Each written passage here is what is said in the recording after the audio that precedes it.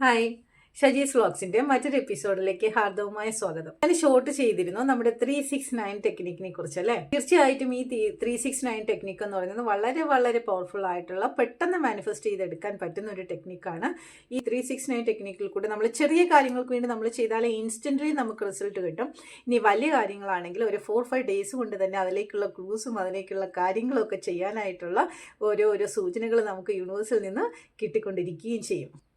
ഞാൻ എൻ്റെ ഗോൾ പ്രാക്ടീസിങ്ങിലൊക്കെ, അതായത് എൻ്റെ ഗോൾ സെറ്റ് ചെയ്ത് കഴിഞ്ഞാൽ ഞാൻ തീർച്ചയായിട്ടും അത് മാനിഫെസ്റ്റ് ചെയ്തെടുക്കാൻ വേണ്ടിയിട്ട് ഞാൻ യൂസ് ചെയ്യുന്ന അടിപൊളി ടെക്നിക്കാണ് കേട്ടോ. എനിക്ക് 100% എനിക്ക് റിസൾട്ട് കിട്ടിയിട്ടുള്ള ടെക്നിക്കാണ് ഈ 369 ടെക്നിക്ക് എന്ന് പറയുന്നത്. തീർച്ചയായിട്ടും ഞാൻ പറയുന്ന എല്ലാ ടെക്നിക്കുകളും ഞാൻ അപ്ലൈ ചെയ്ത് അതിന് റിസൾട്ട് കിട്ടിയതിന് ശേഷം മാത്രമാണ് ഞാൻ നിങ്ങളുമായിട്ട് ഷെയർ ചെയ്യുന്നത്. അതുകൊണ്ട് തന്നെ നിങ്ങൾക്ക് 100% നിങ്ങൾക്ക് വിശ്വാസത്തോടു കൂടി തന്നെ ഇത് ചെയ്യാൻ വേണ്ടി പറ്റും. ഈ 369 ടെക്നിക്ക് എന്ന് പറയുന്നത് ഇത് വളരെ പവർഫുള്ളാണ്, അതുപോലെ തന്നെ ഈസിയുമാണ്.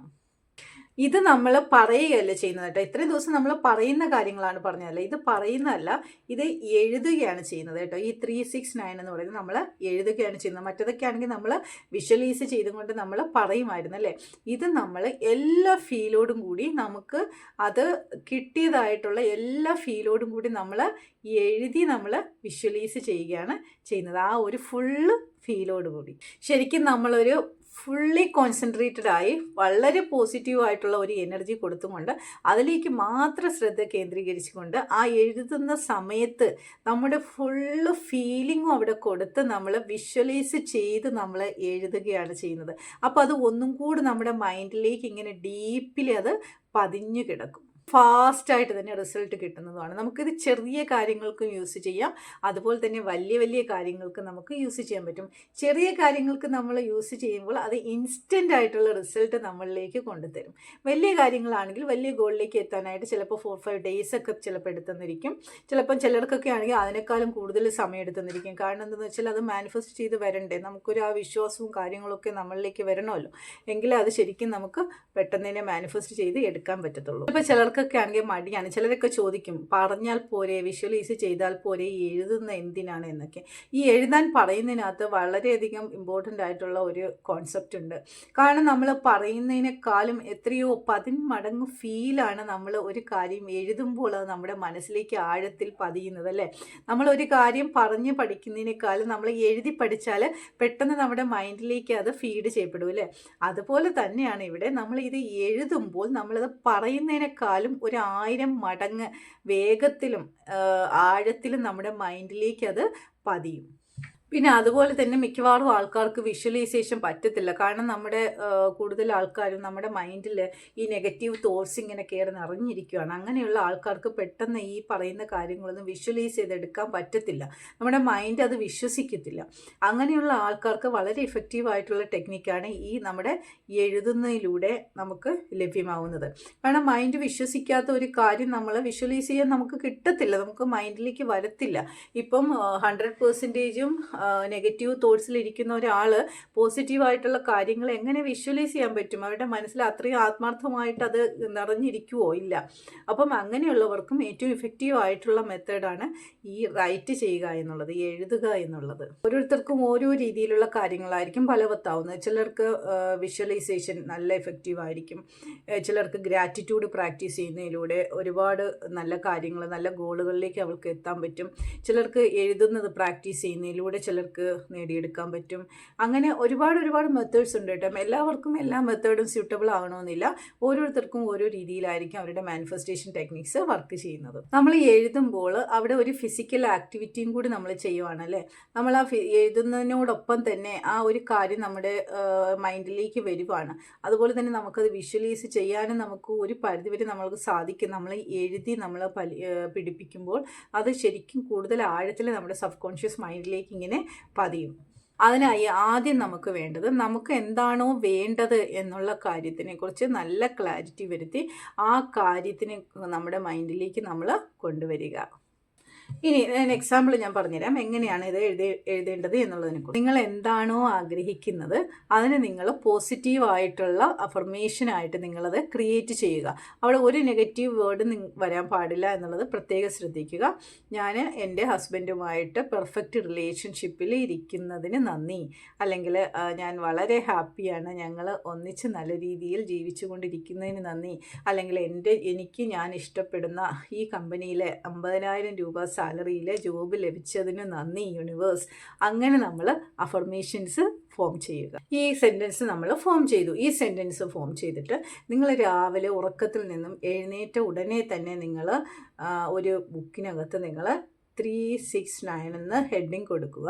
എന്നിട്ട് 3 എന്നിട്ട് അണ്ടർലൈൻ ചെയ്തിട്ട് നിങ്ങൾ അവിടെ 3 ടൈംസ് നിങ്ങൾ ഈ സെൻറ്റൻസ് ഈ നമ്മൾ ഫോം ചെയ്ത് വെച്ച സെൻറ്റൻസ് ഇല്ലേ, ആ സെൻറ്റൻസ് എനിക്ക് 50,000 രൂപ സാലറിയോട് കൂടി ഇന്ന കമ്പനിയിലെ ജോലി ലഭിച്ചതിനും നന്ദി യൂണിവേഴ്സ് എന്ന് നിങ്ങൾ ഫോം ചെയ്ത് വെച്ചിരിക്കുന്ന ആ സെൻറ്റൻസിനെ 3 ടൈംസ് 1 2 3 എന്ന് നിങ്ങൾ നമ്പർ ഇട്ടിട്ട് 3 ടൈംസ് നിങ്ങൾ മോർണിംഗിൽ എഴുതുക. എന്നിട്ട് നിങ്ങൾ അതങ്ങ് വിടുക.